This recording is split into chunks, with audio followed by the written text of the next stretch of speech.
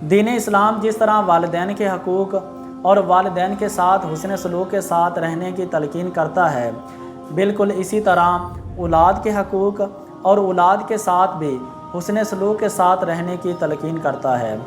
نبی کریم صلی اللہ علیہ وآلہ وسلم نے ارشاد فرمایا کہ تم میں سے بہترین انسان وہ ہے جو اپنے گھر والوں کے لیے بہترین ہے، یعنی اپنے گھر والوں کے ساتھ اچھے طریقے سے رہتا ہے، اپنے گھر والوں کے ساتھ حسن سلوک کے ساتھ پیش آتا ہے۔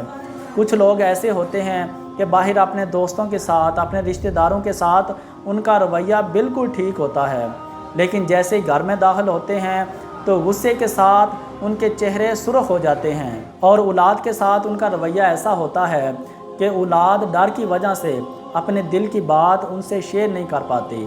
اسی وجہ سے پھر اولاد اپنا زیادہ تر وقت باہر گزارتی ہے۔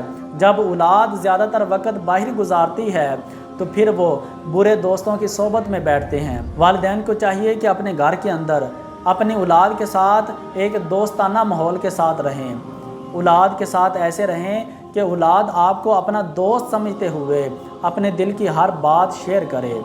جب آپ ایسا کریں گے تو پھر آپ کی اولاد برے دوستوں کی صحبت میں نہیں بیٹھے گی، برے دوستوں کو تلاش نہیں کرے گی، بلکہ ان کے دوست گھر میں موجود ہوں گے اور وہ اپنا زیادہ تر وقت گھر میں گزاریں گے۔ ایک دن نبی کریم صلی اللہ علیہ وآلہ وسلم امام حسین کے ساتھ پیار کر رہے تھے۔ کبھی امام حسین کی پیشانی پہ بوسہ دیتے، کبھی رخسار پہ بوسہ دیتے۔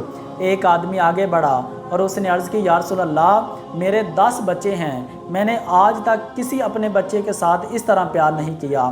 تو نبی کریم صلی اللہ علیہ وآلہ وسلم نے ارشاد فرمایا کہ جو بڑوں کی عزت اور چھوٹوں کے ساتھ پیار نہیں کرتا وہ ہم میں سے نہیں۔ اور نبی کریم صلی اللہ علیہ وآلہ وسلم نے ارشاد فرمایا کہ اپنی اولاد کے ساتھ اچھے طریقے سے پیش آؤ۔ دین اسلام نے جس طرح اولاد کے ساتھ حسن سلوک اور اولاد کے ساتھ پیار کرنے کا حکم دیا، اسی طرح اگر اولاد کوئی غلطی کرتی ہے تو دین اسلام نے ان پر سختی کرنے کا بھی حکم دیا ہے۔ لیکن ہر وقت اولاد پر سختی کرنا، اولاد کو ہر وقت اپنے رعب کے اندر رکھنا، اپنے ڈر کے اندر رکھنا، اس کی دین اسلام ہرگز اجازت نہیں دیتا۔ اولاد کے ساتھ بھی حسن سلوک کے ساتھ رہیں۔ اللہ عز و جل عمل کی توفیق عطا فرمائے۔